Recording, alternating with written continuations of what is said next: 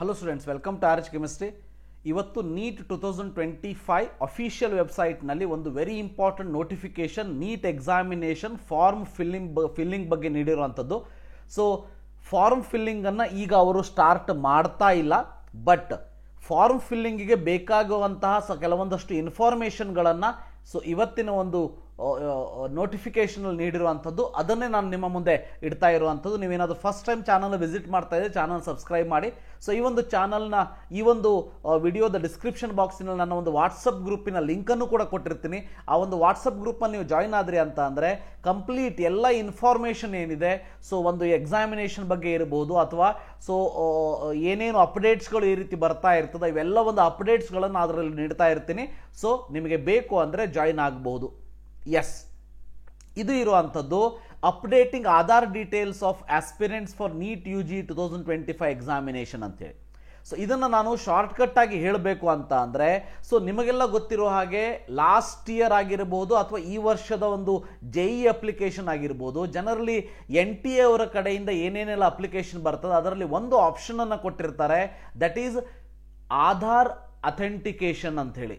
ಅಂದರೆ ನಿಮ್ಮ ಒಂದು ಆಧಾರ್ ನಂಬರನ್ನು ಹಾಕಿದ ತಕ್ಷಣ ಅಲ್ಲಿ ಒಂದು ನೇಮ್ ಅಪಿಯರ್ ಆಗ್ತದೆ. ಸೊ ಮುಂದೆ ಹೋಗ್ತಾ ಹೋಗ್ತಾ ಆ ಒಂದು ಆಧಾರಿಗೆ ಲಿಂಕ್ ಇರುವಂತಹ ಮೊಬೈಲ್ ನಂಬರಿಗೆ ಒಂದು OTP ಹೋಗ್ತದೆ.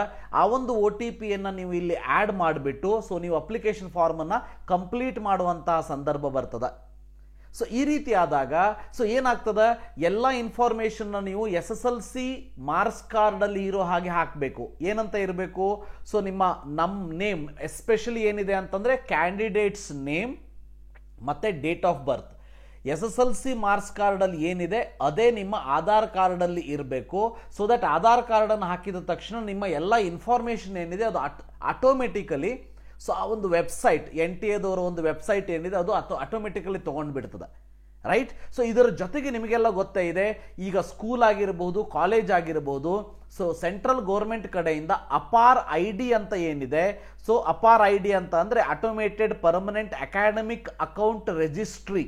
ಸೊ ಇದು ಒಂದು ರೀತಿ ಹೇಗೆ ಪ್ರತಿಯೊಬ್ಬ ನಾಗರಿಕರಿಗೂ ಒಂದು ಆಧಾರ್ ಕಾರ್ಡ್ ಏನಿದೆ, ಅದೇ ರೀತಿ ಪ್ರತಿಯೊಬ್ಬ ವಿದ್ಯಾರ್ಥಿಗೂ ಸ್ಟಾರ್ಟಿಂಗ್ ಫ್ರಮ್ ಫಸ್ಟ್ ಸ್ಟ್ಯಾಂಡರ್ಡ್ ಇಂದ ಈ ಒಂದು ಅಪಾರ್ IDಯನ್ನು ಕ್ರಿಯೇಟ್ ಮಾಡಿಬಿಟ್ರು ಅಂತ ಅಂದರೆ so through this APAAR ID so ಅವರ ಎಲ್ಲ ಇನ್ಫಾರ್ಮೇಷನ್ಗಳು ಅದರಲ್ಲಿ ಸೇವ್ ಆಗಿರ್ತದೆ. ಅಂದರೆ ಮುಂದೆ ಎಲ್ಲ ಅಂದರೆ ಇನ್ನೊಂದು ಮೇ ಬಿ ಈ ವರ್ಷ ಈ ಅಪಾರ್ IDಯನ್ನು ಕಂಪಲ್ಸರಿ ಮಾಡೋದಿಲ್ಲ ನನಗನ್ಸೋ ಪ್ರಕಾರ, ಯಾಕಂದರೆ ಇಲ್ಲಿನೂ ಕೂಡ ಅದನ್ನೇ ಹೇಳಿದ್ದಾರೆ ಅವರು. ಸೊ ಎಡಿಷನ್ ಟು ಅಪಾರ್ ID ನಾವು ಆಧಾರ್ ಅಥೆಂಟಿಕೇಶನ್ನು ಕೂಡ ನಾವು ಆಪ್ಷನನ್ನು ಕೊಟ್ಟಿರ್ತೀವಿ ಅಂತೇಳಿ.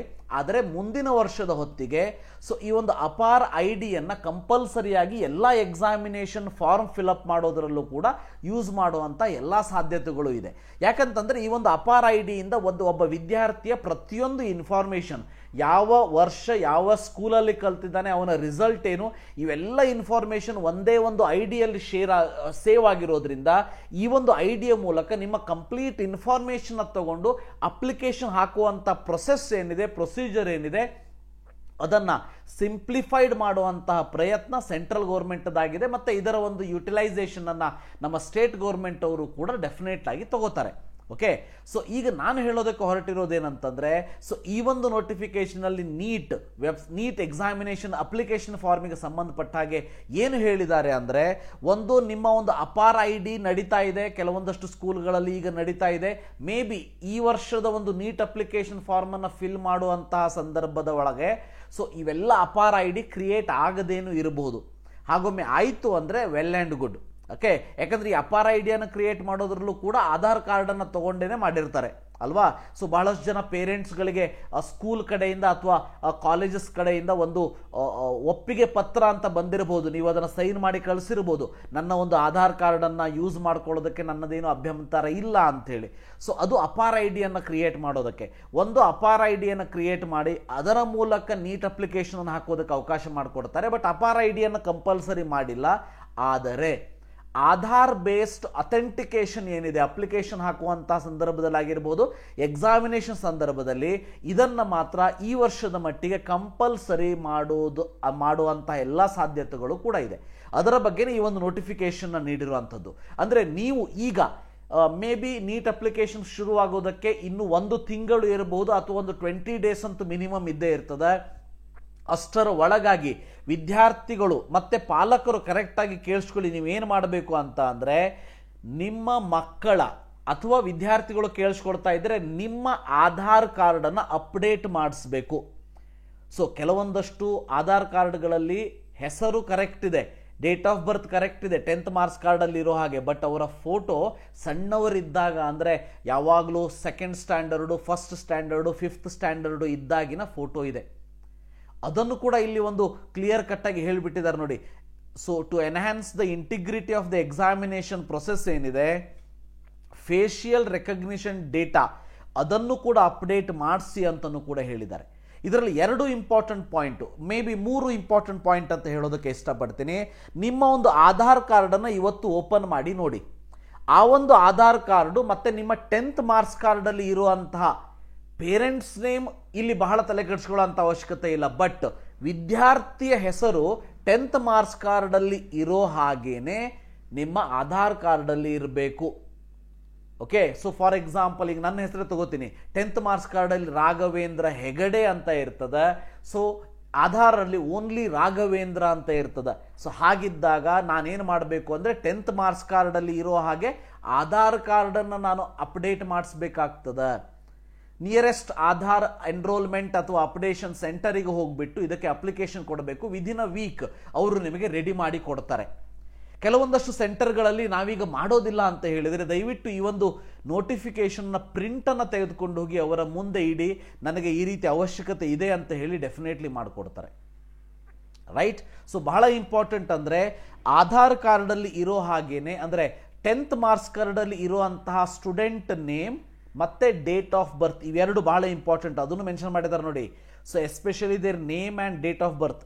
ಅಪ್ಪ ಅಮ್ಮನ ಹೆಸರ ಬಗ್ಗೆ ಭಾಳ ತಲೆ ಕೆಡಿಸ್ಕೊಳ್ಳೋದಕ್ಕೆ ಹೋಗ್ಬಿಡಿ, ಅಡ್ರೆಸ್ ತಲೆ ಕೆಡಿಸ್ಕೊಳ್ಳೋದಕ್ಕೆ ಹೋಗ್ಬಿಡಿ, ಬಟ್ ಇಂಪಾರ್ಟೆಂಟ್ ಅಂದರೆ ನಿಮ್ಮ ಒಂದು ನೇಮ್ ಏನಿದೆ,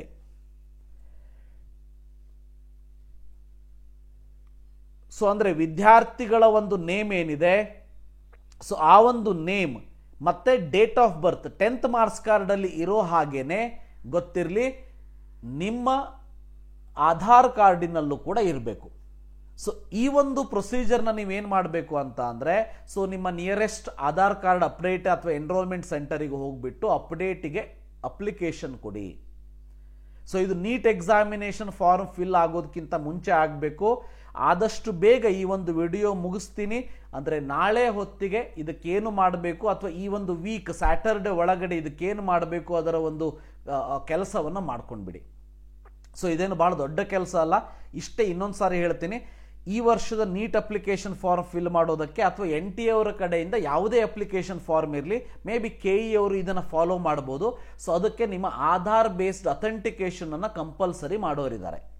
ಅದಕ್ಕೆ ನೀವೇನು ಚೆಕ್ ಮಾಡ್ಕೋಬೇಕು, ವಿದ್ಯಾರ್ಥಿಗಳ ಒಂದು ಆಧಾರ್ ಕಾರ್ಡ್ ಏನಿದೆ ಅದರಲ್ಲಿ ಇರುವಂತಹ ನೇಮ್ ಮತ್ತು date of birth 10th marks ಕಾರ್ಡಲ್ಲಿ ಇರುವಂತಹ ನೇಮ್ ಮತ್ತು ಡೇಟ್ ಆಫ್ ಬರ್ತ್ಗೆ ಆ್ಯಸ್ ಇಟ್ ಈಸ್ ಇರಬೇಕು. ಒಂದು ಅಕ್ಷರನೂ ಹಿಂದೆ ಮುಂದೆ ಆಗೋ ಹಾಗಿಲ್ಲ, ಆ್ಯಸ್ ಇಟ್ ಈಸ್ ಇರಬೇಕು, ಗೊತ್ತಿರಲಿ. ಸೊ ಅದನ್ನು ಮಾಡ್ಕೊಳ್ಳಿ. ಮತ್ತು ನಿಮ್ಮ ಒಂದು ಫೋಟೋವನ್ನು ಅಪ್ಡೇಟ್ ಮಾಡಿಸಿ, ಭಾಳ ಇಂಪಾರ್ಟೆಂಟ್ ಇದು. ನಿಮ್ಮ ಫೋಟೋವನ್ನು ಅಪ್ಡೇಟ್ ಮಾಡಿಸಿ, ಯಾಕಂದರೆ ಮುಂದೆ ನೀವು ಎಕ್ಸಾಮಿನೇಷನ್ ಸೆಂಟರಿಗೆ ಹೋದ್ಮೇಲೆ ಈ ವರ್ಷ ಸ್ಟ್ರಿಕ್ಟ್ನೆಸ್ ಎಷ್ಟು ಜಾಸ್ತಿ ಆಗ್ಬೋದು ಅಂದರೆ ನಿಮ್ಮ ಫೇಸ್ ರೆಕಗ್ನಿಷನ್ ಕೂಡ ಆಗ್ಬೋದು ಅಲ್ಲಿ. ಅಂದರೆ ಆಧಾರ್ ಕಾರ್ಡಲ್ಲಿ ಇರೋ ಹಾಗೇನೆ ಫೋಟೋ, ನೀವು ಎಕ್ಸಾಮಿಗೆ ಹೋದಾಗ ನಿಮ್ಮದು ಫೋಟೋ ಅಲ್ಲಿ ಅಪಿಯರ್ ಆಗಬೇಕು, ಆ ರೀತಿಯೂ ಮಾಡುವಂಥ ಸಾಧ್ಯತೆ ಇದೆ. ಅದಕ್ಕಾಗಿ ಯಾವುದೇ ರಿಸ್ಕ್ ತಗೊಳ್ಳೋದಕ್ಕೆ ಹೋಗಬೇಡಿ. 10th ಮಾರ್ಕ್ಸ್ ಕಾರ್ಡಲ್ಲಿ ಇರೋ ಹಾಗೆ ನಿಮ್ಮ ಹೆಸರು ಮತ್ತು ಡೇಟ್ ಆಫ್ ಬರ್ತ್ ಆಧಾರ್ ಕಾರ್ಡಲ್ಲಿ ಇರೋ ಹಾಗೆ ನೋಡ್ಕೊಳ್ಳಿ, ಮತ್ತು ಆ ಒಂದು ಫೋಟೋ ಏನಿದೆ ಅದು ಅಪ್ಡೇಟ್ ಆಗೋ ಹಾಗೆ ನೋಡ್ಕೊಳ್ಳಿ. ಇನ್ನು ಅಪಾರ್ ID ಬಗ್ಗೆ ನೀವು ತಲೆ ಕೆಡಿಸ್ಕೊಳ್ಳೋ ಅವಶ್ಯಕತೆ ಇಲ್ಲ, ಅದು ಎಜುಕೇಷನ್ ಇನ್ಸ್ಟಿಟ್ಯೂಷನ್ಗಳಿಗೆ ಸಂಬಂಧಪಟ್ಟಿದ್ದು. ಅವರಿಗೆ ಆಲ್ರೆಡಿ ಪ್ರೆಷರ್ ಹಾಕ್ತಾ ಇದ್ದಾರೆ ಸೆಂಟ್ರಲ್ ಗೌರ್ಮೆಂಟ್ದವರು ಮತ್ತು ಸ್ಟೇಟ್ ಗೌರ್ಮೆಂಟ್ದವರು, ಅದನ್ನು ಅವರು ಕಂಪ್ಲೀಟ್ ಮಾಡ್ತಾ ಹೋಗ್ತಾರೆ. ಬಟ್ ಈ ವರ್ಷ ಅಪಾರ್ IDಯನ್ನು ಕಂಪಲ್ಸರಿ ಮಾಡುವಂಥ ಸಾಧ್ಯತೆಗಳು ಭಾಳ ಕಡಿಮೆ ಇದೆ, ಯಾಕಂದರೆ ಕಂಪ್ಲೀಟ್ ಅಪಾರ್ ID ಕ್ರಿಯೇಷನ್ ಆಗಿಲ್ಲ. ಬಟ್ ಆಧಾರ್ ಬೇಸ್ಡ್ ಅಥೆಂಟಿಕೇಶನ್ ಮಾತ್ರ ಈ ವರ್ಷ 100% ಮಾಡೇ ಮಾಡ್ತೀನಿ ಅನ್ನೋ ಒಂದು ಸಾಧ್ಯತೆಗಳು ಇದೆ. ಅದಕ್ಕಾಗಿ ಇವತ್ತಿನ ದಿವಸ 14 ಜನವರಿ 2025 ಈ ಒಂದು ನೋಟಿಫಿಕೇಶನನ್ನು ಹಾಕಿರುವಂಥದ್ದು. ಸೊ ಇದಿಷ್ಟು ಇವತ್ತಿನ ಒಂದು video. Thank you. Have a nice day.